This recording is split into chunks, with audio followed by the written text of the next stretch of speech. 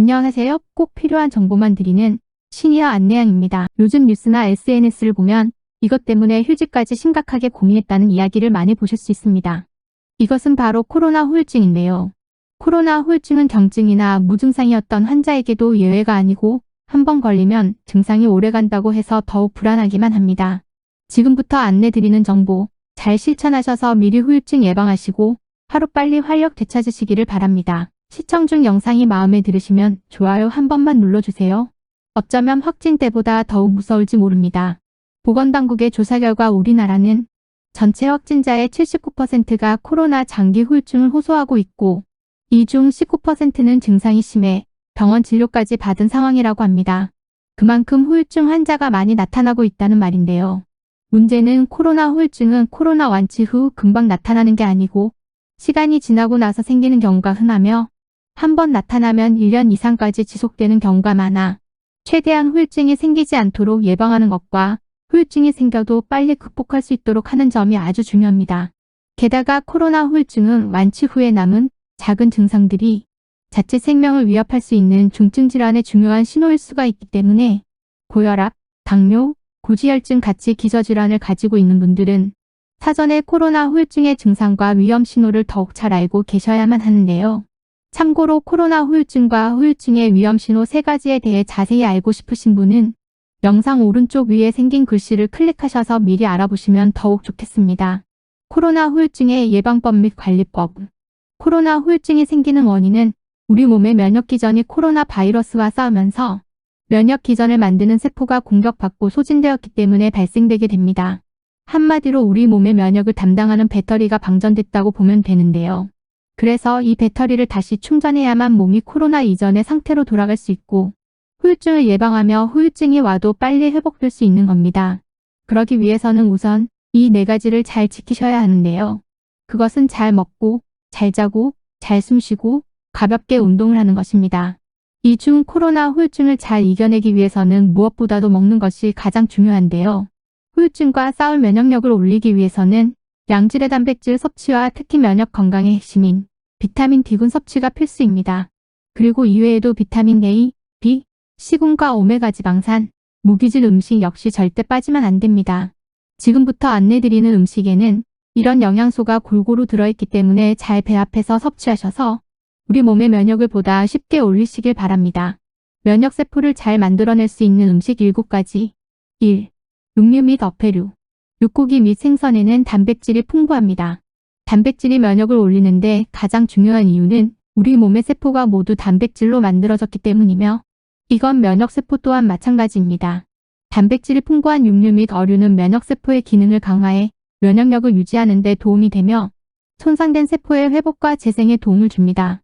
가장 좋은 식품은 특히 붉은 살코기인 소고기, 돼지고기이지만 닭고기 또한 양질의 단백질로 좋으며 육류 섭취를 잘 못하시는 분은 계란이나 해산물, 콩류 등을 통해 가급적 맵기 단백질을 섭취하는 것이 좋습니다.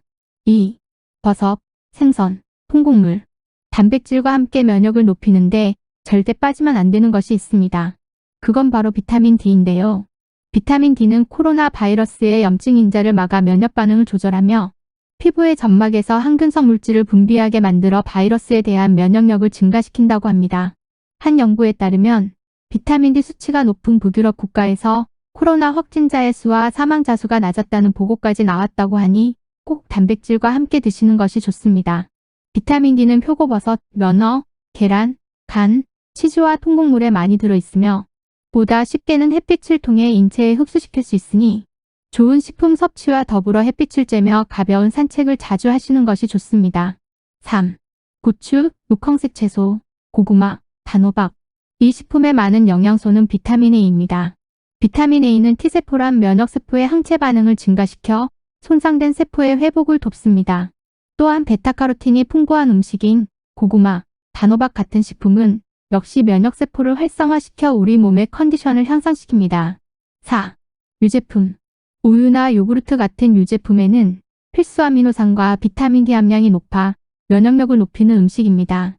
특히 요구르트에 많은 프로바이오틱스 균주는 코로나 바이러스로 약해진 내장 건강에 아주 좋습니다. 또한 보고에 따르면 프로바이오틱스 균은 상기도 감염을 앓는 기간을 평균 하루에서 최대 3일까지 줄였다는 연구도 있습니다. 5. 딸기, 사과, 토마토. 과일 역시 빼놓으면 안 되겠지요.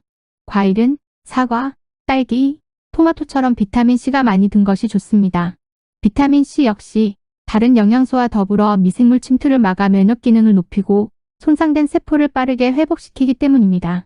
또한 섬유소가 풍부해 입맛 변화로 발생된 변비를 예방할 수 있습니다. 6. 견과류. 호두나 아몬드와 같은 견과류에는 셀레늄, 비타민 E, 단백질이 풍부해 면역에 도움이 됩니다. 이 중 비타민 E는 한 연구에 따르면 65세 이상에게 이 영양분을 복용하게 했더니 B형 간염 백신과 파상풍 백신 접종 뒤에 항체 반응이 증가했다는 보고가 있습니다.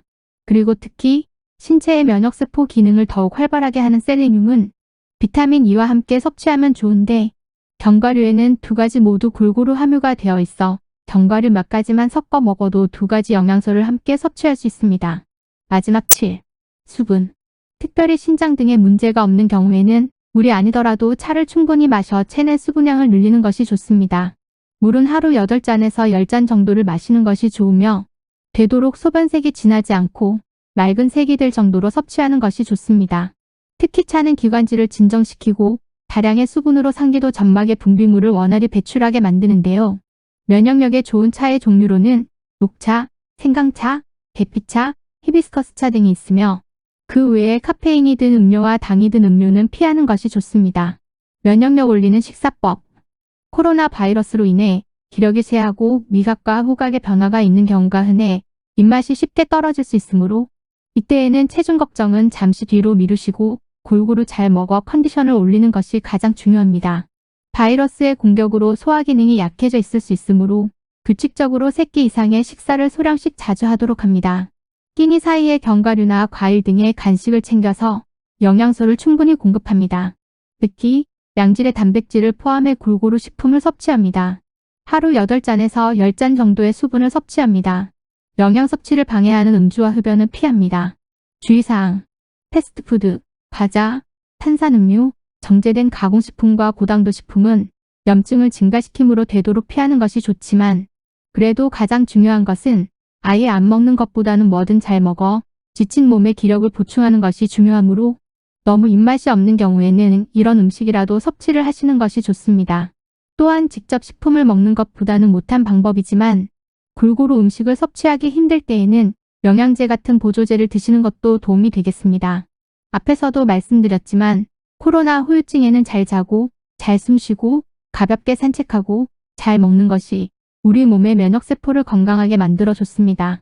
면역세포의 재생 능력이 떨어지면 후유증이 오거나 증상이 오래 갈 수 있으므로 면역에 좋은 음식 섭취와 함께 가벼운 산책과 충분한 수면 그리고 복근호흡을 통해 코로나 후유증을 예방하고 하루빨리 건강을 되찾으시길 바랍니다. 오늘은 여기까지고요. 지금 보시는 것처럼 구독과 알람 설정하셔서 영상이 올라오자마자 꼭 필요한 정보 먼저 안내 받으시길 바랍니다.